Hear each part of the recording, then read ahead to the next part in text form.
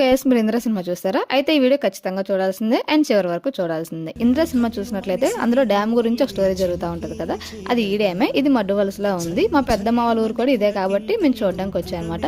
దీని గురించి మా హస్బెండ్కి ఎంత హైప్ ఇచ్చి తీసుకొచ్చానంటే, ఇంద్ర సినిమా షూటింగ్ మొత్తం ఇక్కడే జరిగింది అన్నట్టు చెప్పాను, కానీ మా అన్నయ్య తీసుకునిపించాడు.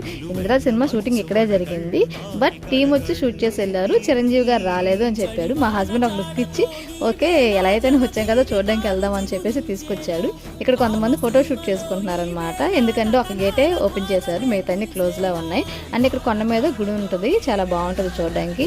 అండ్ వాటర్ కూడా ఎంత ఉంటాయంటే అసలు చెప్పలేము మాటల్లో, అంత కనిపిస్తూ ఉంటాయి.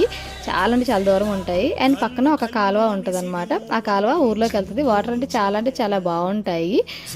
అండ్ మీరు నిజంగా చిరంజీవి గారి ఫ్యాన్ అయితే సబ్స్క్రైబ్ చేసుకోండి అని నేను అడగను. నా వీడియో నచ్చితే సబ్స్క్రైబ్ చేసుకోండి. Thank you, bye.